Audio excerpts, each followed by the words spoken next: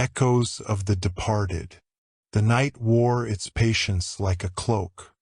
The ferryman's lamp, no flame, only listening, cast a pale, steady circle that moved with the boat the way meaning moves with breath. Fog parted in a seam, then stitched itself closed behind them, hemming the water in quiet. "Remember," the ferryman said, and the passenger of that name lifted the gold thread between their hands. It hummed faintly, like a moth deciding whether to trust a windowsill. "What is it?" Remember asked. "A bridge you carry," replied the ferryman. "Not to go back, only to arrive more gently." The river widened into the first room, the room of echoes. Here, sound did not travel. It returned. Lanterns hovered above the surface like small moons, each cradling a syllable that had once been spoken with too much hurry to be understood. As the boat drifted, the lanterns leaned near, listening to the living. A voice rose, no one's and everyone's. "I meant to say thank you." The word thank broke into soft letters and settled like feathers on the water. Another voice followed, "I forgive you." The river kept both like seeds. Remember lowered the golden thread until its tip touched the water. The current lifted it gently and showed a scene. A kitchen's dim morning, a chair left out, a cup cooling beside a note that simply said, "Eat."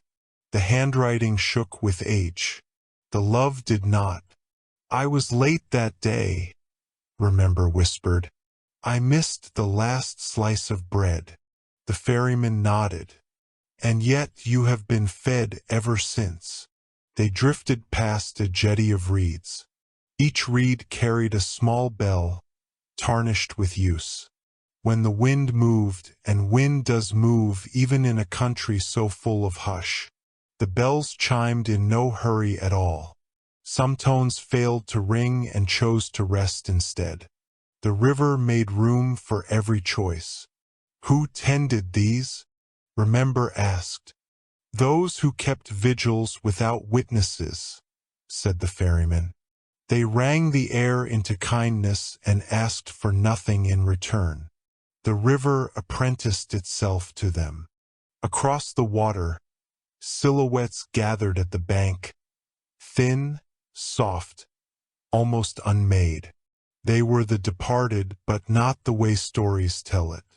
No sheets, no chains, no echoes that injure. Only postures of ease, the light in their forms.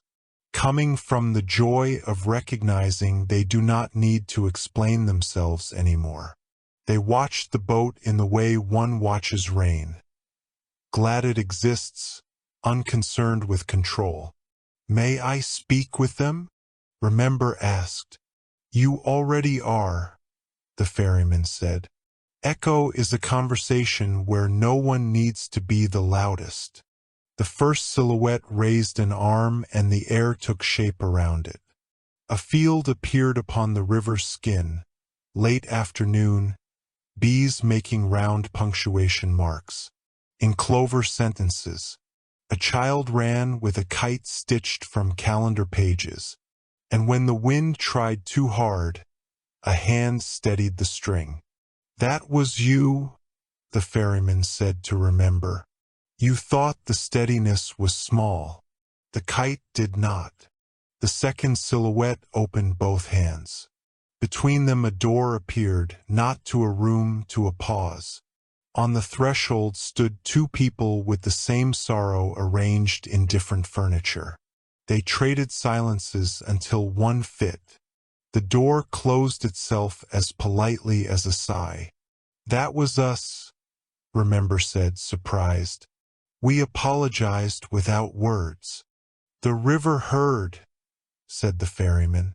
It kept the apology as a bridge for travelers who have only rain in their pockets. A third shape stepped closer. Its presence felt like cedar and snowfall. The river showed the hull of an old boat in a shed, dust softening the sharpness of abandoned tools. On the bench lay a scarf that had waited through 5 winters without complaint. "I meant to mend it," Remember murmured. "You did," the ferryman said. "The mending was the waiting.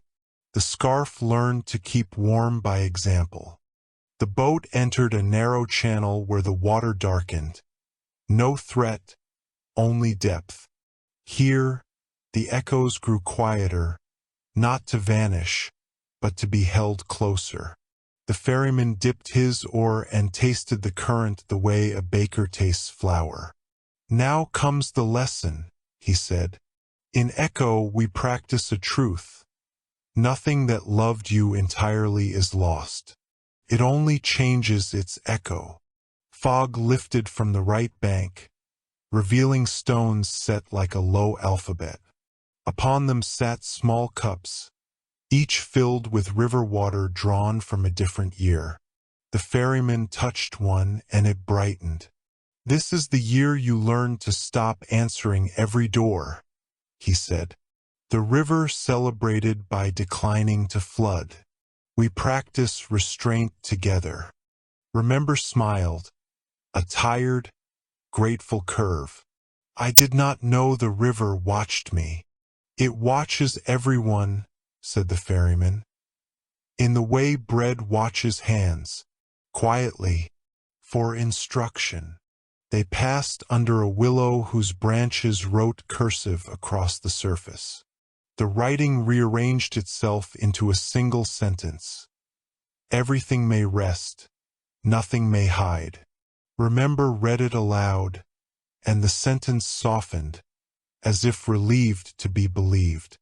A fairy from some other century crossed their path without touching it. A memory so old it had learned to be light. Within it a woman hummed while knotting a cord. Her eyes held an afternoon sky that had forgiven every storm. A child slept beside her with the stubborn trust of spring. The humming spilled into the river and became a slow, circular current that found their hull and held it up. "Is it wrong?" Remember asked, "to want to stay here?" "It is common," the ferryman answered. "Staying is a kind of song. But there is more river, and it has saved a chair for you farther on." Beyond the willow, the channel widened again into a room that glowed like twilight stored in glass. This was the gallery of kept gestures. Hands rose from the water, made of light, not bone, and showed the motions that once changed a life without witnesses. A finger loosening from a trigger, a palm opening to release a name, 2 hands lacing a shoe for someone too tired to bend. Each gesture completed itself and dissolved into warmth that did not need applause. Remember whispered, "I never thanked them." "You did," said the ferryman, "by using their kindness as if it were normal." The oar struck a pocket of stillness. The boat slowed to the pace of a heartbeat that had found its home. The ferryman looked at his passenger with the soft sternness of someone entrusted with crossings. "What remains unsaid?" he asked. Remember lifted the gold thread and wound it once around their wrist. "I left a story unfinished. I do not know how to tell it without hurting it." The ferryman laid the oar across the gunwales and opened both hands. "Empty. Then let the river tell it to you first."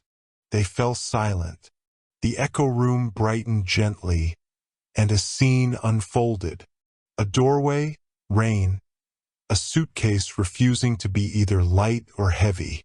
2 people stood facing different futures that spelled the same mercy. No one slammed anything. The story ended with a porch lamp left on for years. Not to summon, only to honor the road. Remember's shoulders lowered. "It was not a failure. It was a crossing," said the ferryman. Some bridges look like goodbyes from the underside. A bell chimed from the reeds. Once, twice, then chose to listen. That was the signal. The room of echoes had offered what it could. As they departed, the lanterns dimmed to a companionship that did not require brightness. The ferryman lifted the oar. The boat turned toward a darker gleam ahead, where the water thickened like velvet carrying stars. "Next is the room of names," he said softly. "There, words step out of their work clothes and come home. Remember inhaled, slow as trust. Will the departed speak? They will allow us to hear them," said the ferryman, "which is all speaking ever hoped to be." They glided toward the threshold. The river lowered its voice until even silence leaned closer. Somewhere, a door without hinges opened like a long breath being shared. The gold thread hummed against Remember's wrist, eager as a path that has waited years for footsteps. "Hold it steady," the ferryman whispered. "We will need it where we are going." The boat crossed into the dark that understands. The river was quieter tonight. Not calm, never calm, but quieter in the way memory hushes when it knows it's about to speak. The ferryman's oar cut a path through the mist that did not close behind it. Even the fog seemed reluctant to heal the water's wound. He could feel it coming, the current's slow tightening, the weight in the air before truth rises. There were nights like this, when the river stopped asking for passengers and began to ask for him. "Do you remember?" whispered the current. "When you first forgot?" He did. Or perhaps he remembered the ache of forgetting better than the thing itself. A shore of light, too far now to name, a voice calling not in sorrow but in promise. He had turned toward it once, long ago, before the oar had fused with his hand. Every ferryman has a curse. His was mercy without rest. He ferried souls who had forgotten how to love themselves, but the river had never once carried him across. Each crossing made the banks grow farther apart. Each farewell left a thread of him behind, until one day there was almost nothing left to carry. He had once been called Aiden, a name meaning the one who sees. Now the river called him only keeper. He wondered whether the same water that bore the dead could remember the living. Perhaps that was why it sang to him now, a lullaby with no melody, only pulse. "Ferryman," said the voice of the deep, "what have you done with your own shadow?" He looked over the edge. There was none. The water did not reflect him anymore. "Once," said the river, "you had a face. You smiled. You believed in a rival." "I still do," he whispered. "Then why?" asked the river. "Do you never step ashore?" He had no answer that didn't taste like salt. He looked toward Remember, still seated quietly in the boat. The golden thread coiled like dawn around their wrist. The thread shimmered faintly, as if listening to the question that dared not be spoken. "Will I ever cross?" he asked. The river said nothing, but its silence was shaped like mercy. That was when the ghosts came, not the kind he ferried, but the kind that ferried him. Shapes rose from the water, pale hands, each holding a fragment of his own life. One carried a child's laughter, another the smell of warm bread, a third, a woman's voice whispering, "Come home before dark." He reached toward them, but the river pulled them back, not unkindly. "Not yet," it said. "You are still the bridge." The ferryman bowed his head. To serve the river was to love what you could never keep. He set his oar in the water again. The current accepted him, though it could have refused. And as he rowed, he felt it, each stroke taking more of him, each ripple carrying a fraction of his warmth to shores he would never touch. He whispered to the dark, "If I must be the bridge, let me be kind wood." And the river answered, "Then you shall never rot." At dawn, he rested his head upon the oar, and for the first time in 1,000 crossings, he dreamed. The dream was not of peace. It was of his first passenger, a soul that had looked at him not with fear, but recognition. "You remind me of someone," that soul had said, and he had smiled, not yet knowing it was himself. Now, as the light trembled on the water's skin, the ferryman remembered. He had once crossed this river as a mortal. He had once been saved by a ferryman whose face he could not see. And when he reached the far shore, he had turned to thank him, but the boat was empty. That was his curse, to inherit the oar of the one who carried him, to become the bridge that he once walked. He opened his eyes. The river shimmered like forgiveness. "Rest," it said. "You have remembered enough for tonight."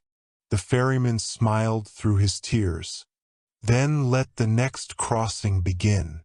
The boat turned toward the horizon, where even darkness seemed gentle. The river hummed softly, cradling him as if he, too, were a passenger at last. The fog returned thicker than before, but now it shimmered not as a barrier, but as breath. The ferryman rowed slowly, the oar whispering soft circles that never closed. Each ripple lingered, glowing faintly, as if reluctant to forget its own motion. The river was changing, or perhaps he was. Remember still sat opposite him, hands folded, golden thread glinting between their fingers. The thread pulsed gently, keeping time with something larger than heartbeat, something older than pulse itself. "Where are we?" Remember asked.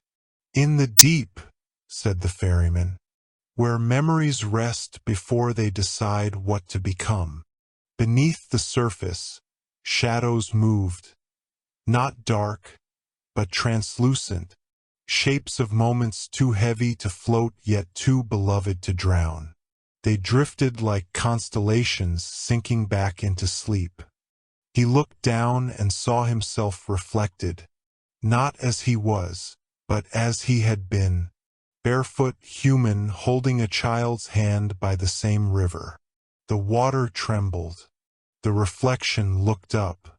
The child smiled. "You carried me once," said the child's voice. "Now I carry you."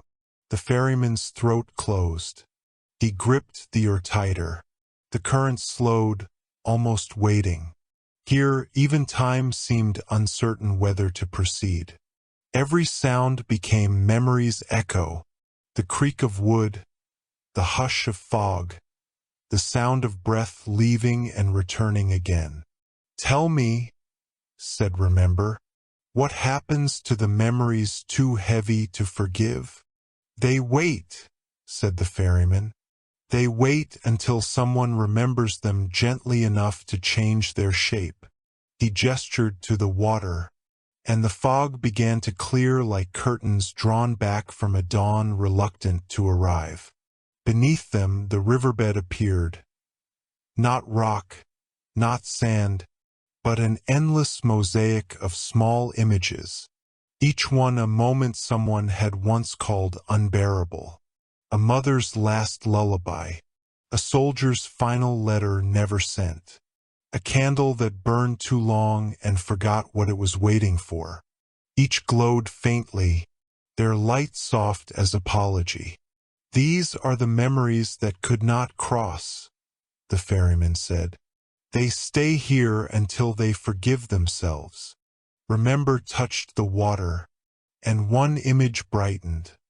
A doorway left ajar, a figure silhouetted in morning light. I never said goodbye, Remember whispered. You did, said the ferryman. You said it by remembering. The air grew warmer as they drifted deeper into the mosaic of remembrance.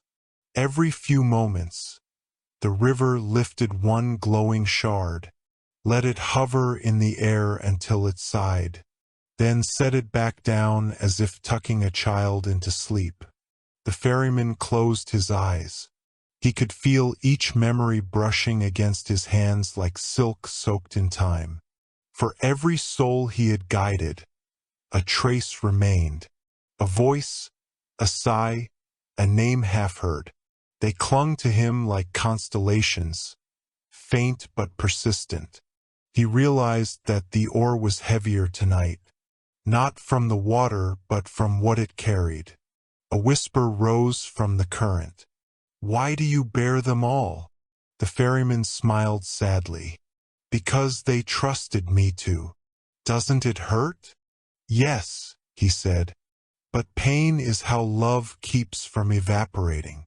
The whisper became many thousands of voices layered into one song. They were not mournful. They were grateful. Their sound filled the river like soft rain falling upward. The boat rocked gently, not in danger, but as if the water wanted to cradle it. Remember watched him carefully. You never ask for anything in return, they said. The ferryman looked toward the horizon. A faint golden dawn lingered there, though no sun had ever risen in this place. The river pays me, he said. How? In silence, he answered. It lets me forget, just enough to keep rowing. Remember nodded, though tears gleamed like small stars in their eyes. I don't think forgetting is the same as rest. No, said the ferryman, but sometimes it is close enough. They reached the heart of the deep, a place where the current did not move but breathed. Here the river's surface mirrored the sky perfectly, no distinction between above and below. The world had become reflection. From the depths rose shapes of pure light, memories so old they no longer remembered belonging to anyone. They floated upward, circling the boat like silent fireflies. Each light that touched the ferryman's shoulder became a name. Each name became warmth. He did not speak. He only lowered his head, and the river's song slowed to the pace of a lullaby sung by no one. Is this where the river ends? Remember asked softly. No, said the ferryman. This is where it remembers why it began. The golden thread shimmered again, and from it came faint whispers. The voices of those remember had loved and lost. They were not calling out. They were returning. The boat rocked once more, and the fog began to thin toward a new horizon. You have carried enough, said the river. Now let memory carry you. The ferryman smiled faintly, and for a heartbeat he looked almost human again. Then let's cross, he whispered. The oar dipped one last time, and the boat glided forward, leaving behind a wake of light that refused to fade. The river learned a new color. It was not gold, not silver. Something between them, like a promise spoken softly enough to be believed. Fog gathered it, reeds tasted it, and the oar lifted it as if light had suddenly remembered how to be gentle. Dawn, said the ferryman, not a time but a temperature.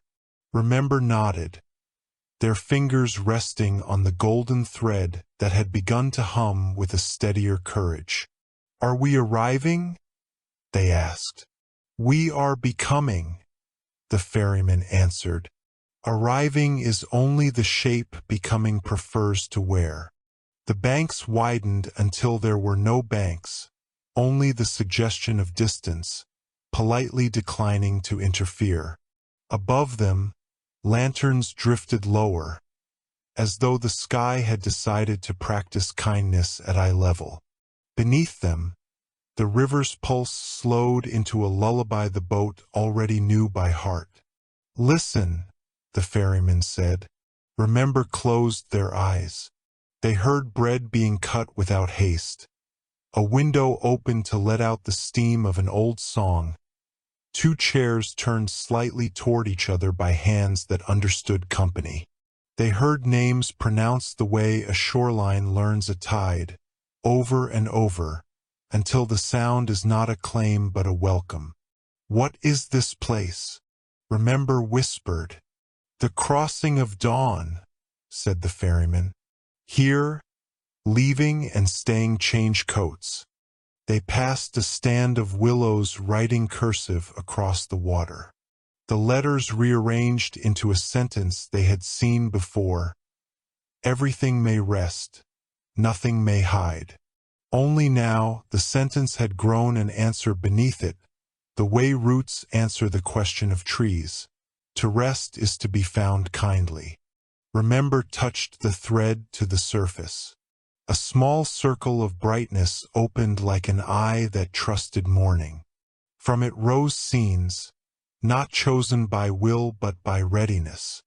A staircase where someone waited one step lower so another wouldn't climb alone. A hospital corridor where a hand warmed a paper cup and called it tea, because sometimes names must be bigger than their contents. A door held open for a wind that meant no harm. "These are so small," Remember said. "Then they are exactly the right size to cross," the ferryman replied. The current gathered beneath the hull, offering lift rather than speed. The oar barely needed to move.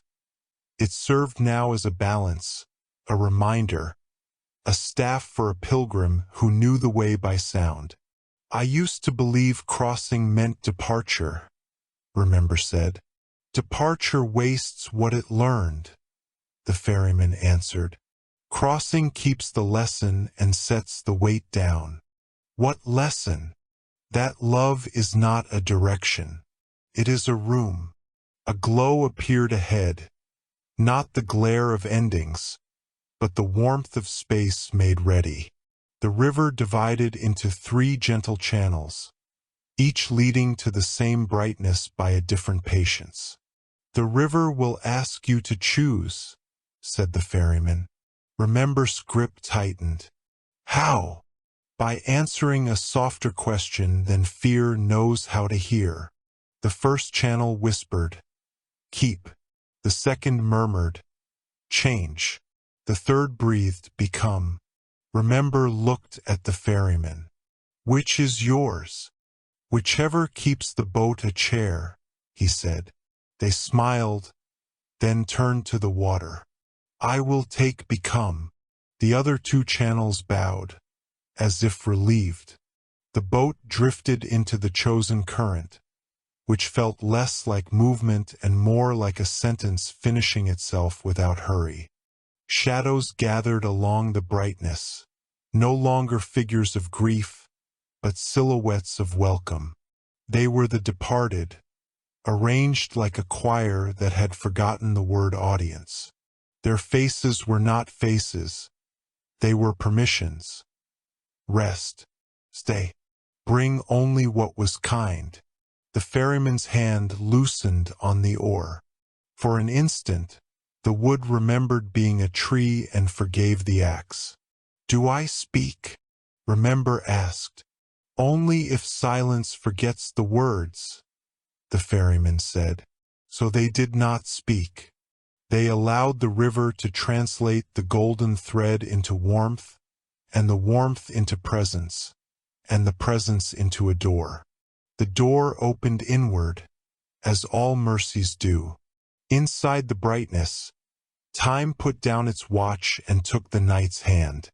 Remember felt the old ache rise, the one that always asked for one more minute and never learned the math of enough. But this time the ache arrived wearing gentler shoes. It sat beside them. It did not insist. "I am afraid to let go," Remember said. "Then do not," the ferryman answered. "Let go is a gesture for ledges. Dawn asks for leaning." They leaned. The thread loosened around their wrist and became a line of light across the threshold. Neither pulled nor dropped. Offered. On the far side, something leaned back. Not a person, not a place. Welcome itself, wearing the voices of those they had loved. The river around the boat shivered into clarity. Every ripple showed a face, then softened into the next, like pages turning themselves. The ferryman watched and, without meaning to, remembered his own first morning on this water. The day he learned the weight of other people's last words and decided to row as if rowing were listening. A question rose in him, shaped like a harbor bell. Will I ever cross? Dawn heard but did not answer. Instead, it placed into his palm the warmth of every crossing as if to say, "You are already on many shores." He closed his hand and kept rowing. The brightness thinned into a mist that smelled faintly of rain promised and delivered. They had arrived at the lip of naming, where words remove their armor and enter unarmed. A figure waited there, a woman made of afternoon light, her posture a grammar of gentleness. She held no book, no scale, only a bowl. "What do I place in it?" Remember asked. "Everything that kept you," she said. They set the golden thread inside. It lay there like a path that had finally found its feet. The woman tipped the bowl toward the river. The thread dissolved, not vanished, transformed into a small current that rejoined the whole. Where it entered, the water brightened with a color the river kept for vows kept in secret. "What am I now?" Remember asked, startled by the sudden lightness in their ribs. "More of yourself," the woman said, "which is the only direction Dawn understands." She lifted her gaze to the ferryman. "And you? Will you add anything?" He looked at the oar. He thought of the first passenger who had once carried his reflection across. He thought of bread and windows and chairs turned a little toward each other. "I will add the sound of rest," he said. He placed silence into the bowl. The woman smiled as if he had offered a cathedral. The choir of departed lowered their heads and became shoreline, not to trap, to hold. The boat kissed that shore the way gratitude kisses the hand that makes the tea. No one hurried. No one counted. "Is this goodbye?" Remember asked. "It is a grammar without farewell," the ferryman said. "We conjugate presence here." They stepped onto the dawn. It held. Of course it held. Remember turned once, but not to look back, only to bless what had carried them. "Thank you," they said to the boat, to the oar, to the river that had refused to rush their becoming. The river answered by keeping the shape of the boat a heartbeat longer than necessary. The ferryman pushed away from the shore.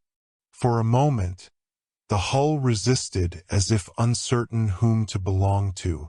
Then it chose the river again, and the river chose him back. "Will you rest?" the woman of afternoon asked. "I will remember how," he said, "until the next name asks for a bridge." Dawn widened, not brighter, only nearer. Somewhere upstream, bells practiced silence. Downstream, lanterns rehearsed patience. Between them, the boat moved like a sentence writing itself in the careful hand of someone who understands that meaning bruises if you hurry it. The ferryman touched the water with his palm, felt like a forehead at peace. "Come," he told the river. There is always one more chair to turn toward another. The oar found its rhythm. The current kept time, and over the wide listening of that patient water, the crossing of dawn continued, not ending, only changing storytellers. The river was quiet again. It was not the quiet of absence, but of listening fulfilled. The current no longer hurried, because there was no longer anything to chase.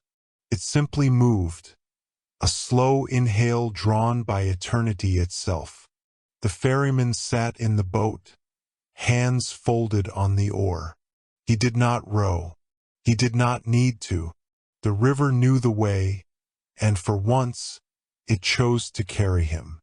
Mist drifted low across the surface, not the pale kind of loss, but the soft gray of memory finally learning how to rest. Every ripple reflected a name he had once guided, though the names no longer sounded like grief. They sounded like breath released into understanding. He whispered one of them. It did not echo. It bloomed, quietly, in the air. The sky above was neither night nor morning, a color that could not decide between both and therefore held the grace of each. Stars lingered, but dimly, content to be witnesses rather than lanterns. A low hum rose from the water, not a voice, but the sound of distance remembering how to return. He looked down. Where once the river had mirrored only faces of the lost, now it showed possibility. Reflections of bridges not yet built, paths not yet sung, and souls waiting on far shores for stories still being written. The ferryman smiled faintly. He had always been patient, but tonight he learned what patience meant. To love the waiting as much as the arrival. He reached into the water. It was warmer than it had ever been. Ripples formed rings around his hand, small, delicate halos widening with each breath. In the deepest circle, a shimmer moved, familiar, golden, gentle. It was the thread, not held now by any hand, but floating freely, weaving itself through the light. It brushed against his wrist, almost asking, almost remembering. "You've crossed," he whispered to it, "and yet you remain." The thread pulsed once, acknowledgement, not reply, sank slowly back into the river. The glow it left behind traveled along the current, spreading like dawn's shadow before the light. The ferryman leaned back in the boat. Wood creaked softly, a lullaby written in the language of waiting. He felt the oar's smooth handle beneath his palm, and for a moment, his fingers trembled. Not from effort, from release. "Do you remember me?" he asked the river. The water answered in its way, by continuing. And in that continuation he heard everything, every farewell that had ever chosen tenderness over finality, every silence that had meant "I will meet you again," every goodbye that had folded itself carefully into a prayer. He closed his eyes. When he opened them again, he was no longer certain if the boat moved or if the river did, if the stars descended or if his breath rose to meet them. Somewhere in the distance, a bell rang, soft, patient, inevitable. It did not call him to work, called him to rest. He lifted the oar once more, though not to steer, only to thank. He pressed its edge against the surface, and the water glowed where it touched. A small wave spread outward, gentle, endless. Where it passed, the night shivered into color. Indigo, gold, violet, memory. "Sleep," the river murmured. "Even the guide must dream." He set the oar down. The sound it made was the same as a heartbeat accepting its place in the quiet. He leaned forward, touched the surface one last time, and whispered, not to anyone, but to everything, "Carry them kindly." The mist rose higher, wrapping him in warmth that felt like song. And for the first time since the first crossing, the ferryman let go, not into darkness, but into peace that remembered light. The boat drifted onward, but no one was left to steer it. The river would know what to do. The current sighed, and the world exhaled with it. A single, endless breath of completion. Somewhere, in the hush between stars, a whisper lingered, gentle as moonlight. Thank you for listening to Sleep with Myth.